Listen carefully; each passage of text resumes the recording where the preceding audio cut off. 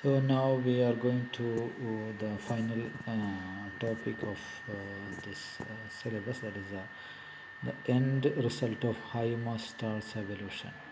There we will discuss about the pulsars, neutron stars, and black holes.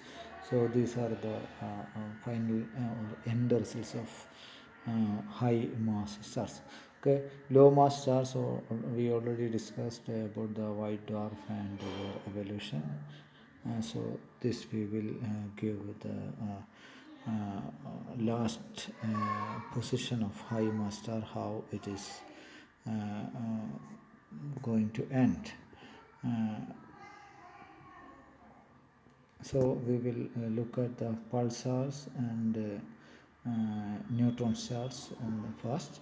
So in a type 2 supernova, the central 0.6 m0 of a collapsing core has a density equal to that of the nuclei of atom, and the neutrons becomes degenerate. This central core region has become a neutron star. Okay. So type 2 supernova means that is a type 2 supernova results from the rapid collapse and violent explosion of a massive star. അതാണ് അതിൽ നിന്നാണ് ഈ type 2 supernova വരുന്നത്. Okay, അപ്പം the actual structure of the star is not completely known. The neutron star's actual structure is completely not known, but there are many theoretical models that accurately describe the observations. Many of their properties are similar to those of white dwarfs, like an increase in the mass of a neutron star results in a decrease in radius. So അത് white ഡ്വാർഫിൻ്റെ ഒരു property ആയിരുന്നു. അത് തന്നെ ഈ neutron സ്റ്റാറിലും observe ചെയ്യാൻ പറ്റും. Okay, with a range of radii from 10 kilometer to 15 kilometer, and the mass of a neutron star can be from 1.5 to 2.7 the mass of sun. Okay, so even though you cannot describe, or you cannot say the accurate model of or the accurate shape, or we cannot describe accurately this neutron star, but you can say two properties of neutron star that we can say with confidence. They are its rotation and also its magnetic field. Okay, a neutron star rotates at a very rapid rate, as many hundreds and even thousands of times per second, and it does this because of the conservation of angular momentum. We also know that every star has a magnetic field, but imagine compressing that field to a size of a neutron star, with the result that it would be enormous.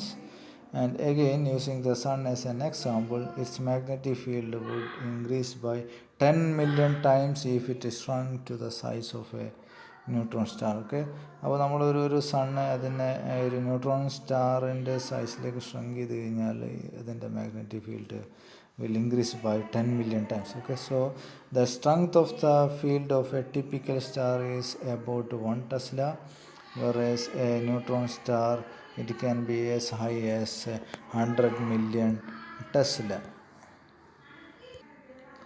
അപ്പോൾ ഇത്രയും കാര്യങ്ങളാണ് നമുക്ക് neutron സ്റ്റാറുമായിട്ട് ബന്ധപ്പെട്ട് പറയാനുള്ളത്. അതിൽ തന്നെ ഇനി neutron സ്റ്റാറിലുള്ള ചില പ്രത്യേകത കാര്യങ്ങളാണ് നമ്മൾ പൾസാറിലേക്ക് പോകുന്നത്.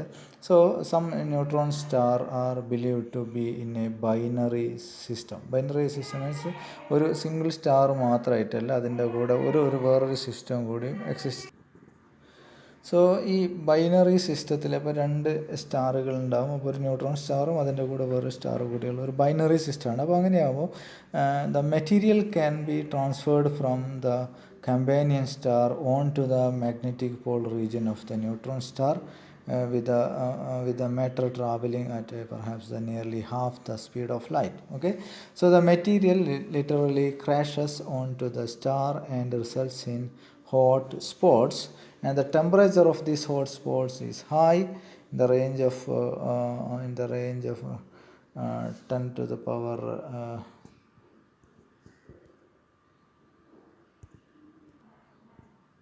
okay, അതിലൊരു ടൈപ്പിംഗ് മിസ്റ്റേക്ക് ഉണ്ട്. It is in the range of 10 to the power 8 Kelvin and can result in the emission of X-rays in tremendous amount. Okay, അപ്പോൾ അതാണ് സംഭവിക്കുന്നത്. അപ്പോൾ ഈ ന്യൂട്രോൺ സ്റ്റാർ പലപ്പോഴും ബൈനറി സിസ്റ്റം ആയിട്ടാണ് ഉണ്ടാവുക. അപ്പോൾ ആ ഒരു ന്യൂട്രോൺ സ്റ്റാറിൻ്റെ കൂടെ ഒരു കമ്പൈനിയായിട്ട് വേറൊരു സ്റ്റാർ കൂടി ഉണ്ടാവും. ആ രീതിയിലാണ് ഉണ്ടാവുക. അപ്പോൾ അതിൽ നിന്ന് മെറ്റീരിയൽസ് ഉണ്ടാവും that can be transferred from one companion star on to the magnetic follow. അപ്പോൾ ന്യൂട്രോൺ സ്റ്റാറിൻ്റെ അകത്തേക്ക് മെറ്റീരിയൽ ട്രാൻസ്ഫർ ചെയ്യും. അത് nearly half of the speed of ലൈറ്റിലാണ് വന്ന് ട്രാവൽ ചെയ്യുന്നത്. സോ ഇത് crashes on the star and it make a hot spot. അപ്പോൾ ഈ ഹോട്ട് സ്പോട്ട് കാരണം അതിൻ്റെ ഹോട്ട് സ്പോട്ടിൻ്റെ temperature is about 10 to the power 8 Kelvin ആണ്.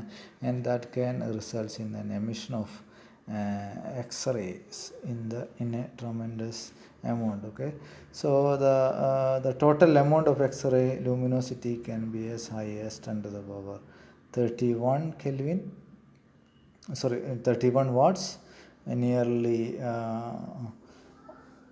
100,000 times greater than the total amount of energy emitted by the sun at all wavelength. Okay, അപ്പോൾ അത്രയും high ആയിട്ടുള്ള luminosity ഉള്ള X-rays ആണ് പ്രൊഡ്യൂസ് ചെയ്യുന്നത്. So this X-ray bursts typically flare up and last from a few hours to a few days.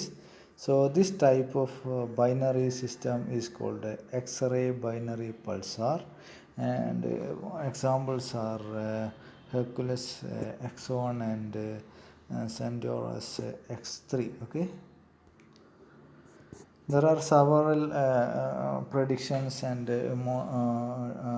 explanations about these pulsars, but the generally accepted model of a pulsar is one in which the magnetic axis of the neutron star is tipped with respect to its rotation axis. Very energetic particles travel along the magnetic field lines and are literally beamed out from the magnetic poles. As the neutron star rotates around its rotation axis, the beamed radiation sweeps across the Earth and the pulse detected. So we know many pulsars. There are none that have periods of say 5 seconds or longer. So neutron stars only exist as pulsars for the first tens of millions of years after the supernova explosion. So a few more words about the neutron stars are. Neutron stars are the remains from a supernova explosion, and that pulsars are rotating neutron stars. So we would expect to find a pulsar at the center of supernova remnants. Okay, there is a limit to the mass a neutron star can support. Current estimate put this figure at about 2 to 3 m0, that is the mass of sun. In some supernova, the most massive outer layers may not have been dispersed into space during the explosion, and matter may fall back onto the already dense core.